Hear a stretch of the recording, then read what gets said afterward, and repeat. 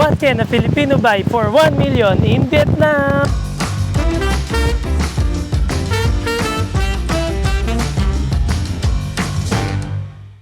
Dito tayo sa Da Nang. Ako muna ang in charge for today's video. Ito na yung 1 million. Ito yung equivalent niyan. Tingnan natin kung ano yung mga mabibili natin dito. So, dito tayo sa may Da Nang Beach. Ganda yung sand. Pino din. Mukha siyang Manila Bay. Tapos so far, kahit madaming establishment, hindi super kalat. Nalista na rin siya sa Forbes magazine as one of the most attractive beaches on the planet. Parang nasa 10 kilometers yung ano niya, yung layo. Feeling ko start na tayong gastusin yung 1 million natin. Kain muna tayo.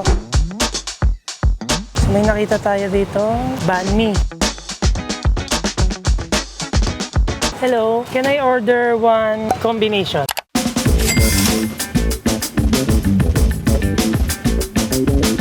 Nag-share tayo ng table kay. Sir, what's your name? Toshi. Kit. Nice to meet you, Sir Nice to Toshi. meet you. I'm filming what can I spend in 1 million dong. So if you have 1 million dong, where will you spend it? Every day I save my money and I eat every time cheap food like this, and so I won't stay here so long time. What's your favorite Vietnamese food? I guess banh mi. Yeah, of course, banh mi and bun cha. Yeah. What's that? Kind of rice noodle. I'll try to find that in Hanoi. Pinaghalo-halo niya yung egg, yung floss, yung pork floss, this one, sausage, yan. Tingnan natin. Singapay.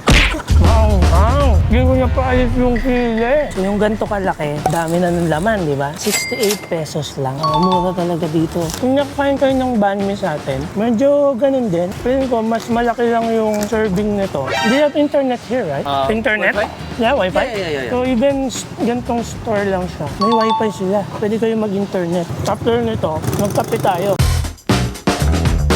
So, nandito tayo sa Danasol. Magko-coffee tayo.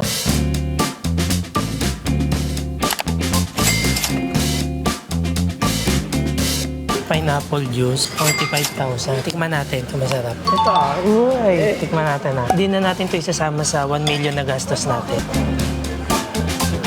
Hindi ko trip. Pero sinus na sarap naman. Itong pineapple, okay din. Okay, let's go. Shopping na tayo. So, may nabili tayo. Bumili tayo ng Daoshan, tapos Indochip. Ang gastos natin is 7,000 isa.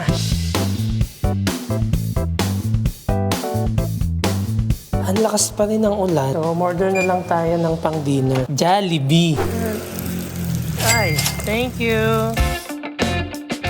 Dinner time. So, magkano to? 93,000. Chicken spaghetti with rice. Ito na siya. Tapos, medium na drinks. Una, wala silang gravy. Take note nyo yun parang fresh din sa Pinas. Malaman natin tong spaghetti.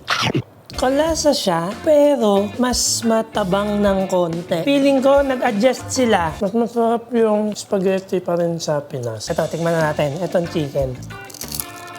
Grabe, sobrang juicy pa rin talaga ng chicken ng Jollibee. Kalasa din, pero parang mas less. Kasi walang gravy. So far, ang nagastos pa lang natin, 184,000 for this day lang yun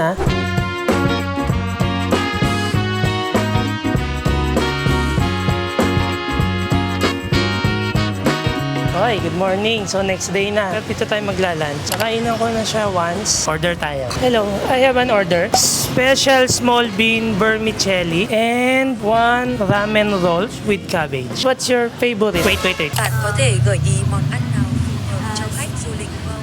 Lemon tea. Lemon tea. Okay, one lemon tea also.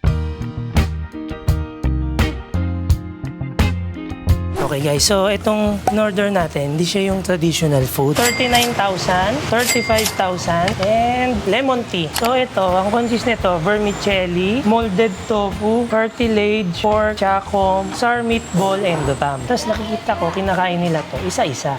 So isa, sausaw, tapos kain. Medyo nahihirapan pa rin ako sa lasa nung pausawan. Matapang. Lemon tea. 12,000 lemon tea. 86,000 to. So, lahat na yon. Yung Jollibee natin kahapon, nasa 90. Grabe. Yung lasa niya, usual, kasi parang trinito lang naman. Etong kakaiba. Hindi kanin yan. Ano yan? Noodles na parang kanin. Refreshing. So, kukuha ka daw nito. Kukuha ka isa. Sige, dalawa. Lagay tayo nito. Lagay tayo nito. Dagdagan natin. Yan. Tapos, ikot mong ganyan yan. So, dapat malinis kamay nyo, ha. Ayan. So, natin. And, medyo gusto ko talaga yung combination nito. Maanghang lang ng konti. Pero hindi OA, yung sawsawang. Sana makabalik tayo dito kompleto para matry nila. So feeling ko, may enjoy nila dito. Ganda ng beach, trip tumambay. Saka ang vibe dito, parang slow lang. Yung mga tao, hindi nagmamadali. Ganun yung feeling eh. Pag pumunta ka, di ba kunwari sa mga ibang bansa, ang bibilis maglakad ng tao. Dito, chill. Bayad po. Thank you.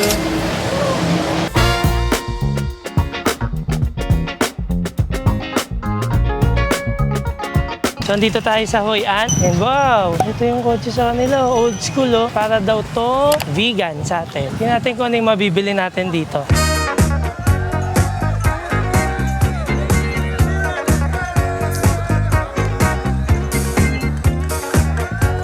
Bago tayo mamili ng souvenir, puntahan muna natin yung banh mi na gusto ni Anthony Bourdain kasi meron daw dito. Tapos tingnan natin kung siya gusto niya. Hindi man ibig sabihin ako gusto ko, di ba?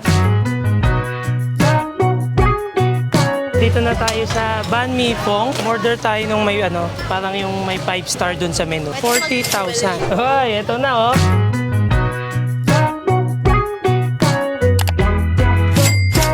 Okay. Banh Mi again. Tapos, ang laman niya, gulay. Tapos, di ko mag-gets kung ano to, medyo madami. Feeling ko may pork, may beef, halo-halo. Tignan natin. Ang crunchy. Parang mas crunchy to kaysa dun sa iba. Kada kagat mo, may iba kang nakakagat na, na ingredient. So, paiba-iba. Kung kagaya nyo ako na hindi masyado mahilig sa tinapay, pwede nang hindi nyo puntahan. For the experience na lang.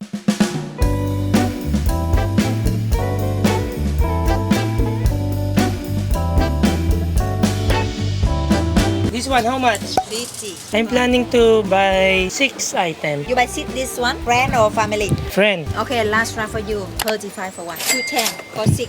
Very cheap for you. So, we'll get 6 camera. Thank you. What's your name? My name Hang. Thank you, Hang. Oh, Salamat. Salamat. How much? 360. Itong polo nasa 800 pesos. 360k. You made this one? Yes, yes. Oh, kunin natin to. Alright, para meron tayong para maubos yung 1M. Video. Yeah. Artist in the Philippines. Me, not so famous, just a little. Okay guys, so far ang damage natin is 828,000. So meron pa tayo 170,000. Good morning guys. So time check 8 a.m. Hello! Dito madalas tumambay yung mga group, yung Axis. Try natin. Order din tayo. Is it okay? I'm recording here. Of course. My friend say your coffee here is very nice. Thank you. Kapag pumunta kayo dito, may free to hot tea. Ang lagi nilang in-order dito is coffee Saigon, milk coffee Saigon. Hello, question. What's the best seller here? Bestseller. Yeah. Basil. Basu, white coffee. So I will order milk coffee Saigon. What do you need? I'm asking if what is the meaning of Saigon? Miss. Big. Saigon means big. Thank you. 20,000. Tapos may internet sila rito. Kagaya ng sinabi ko, kahit maliliit na store, kahit nga yung sa Banh Mi, di ba? May sarili silang internet. Ang galing. So feeling ko, best siyang inumin ng ganito para yung experience ba. So tingnan natin to. Ang tapang talaga ng kape nila. Guys, ako lang ba? Hindi ko kasi alam kung ano yung pinagkaiba ng mga iba't ibang kape. Comment kayo sa baba yung mga alam nyo about sa pagkilatis ng masarap na kape. Guys, habang tumatagal, mas na-appreciate ko siya. Parang na-enjoy ko na siya truly. Tuloy na natin ang paghahanap ng fa. Meron pa tayong almost 150,000.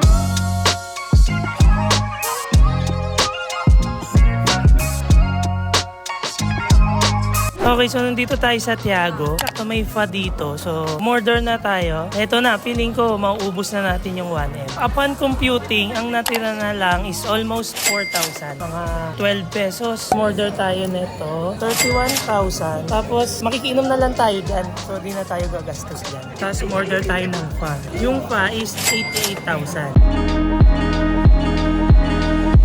Tikman na natin to. The first bite. Pag ito lang, matabang. Kasi medyo masarap yung sauce na to. Hindi rin super anghang. Na-enjoy ko siya. Tingnan na natin tong siya. Sayang wala sila Api, tsaka si Nico. Ganda sila makapag-explain ito eh. Anyway, so guys, recommended. Feeling ko kung magdadanang kayo, i-try nyo tong Tiago.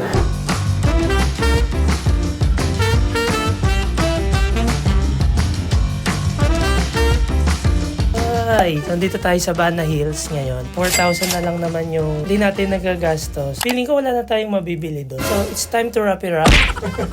Basically, mas mura compared sa ibang bansa. Ano nyo naman, look at the view. Sulit pumunta dito sa Danang. Feeling ko kahit 3 days enough na. Kung nanonood pa rin kayo, thank you sa panonood. Kahit ako lang to mag-isa, no? Sinuportahan nyo pa rin kami. Sino gusto nyo mag-solo travel naman next? Si Api, no? Ang tanong, papayagan kaya si Api?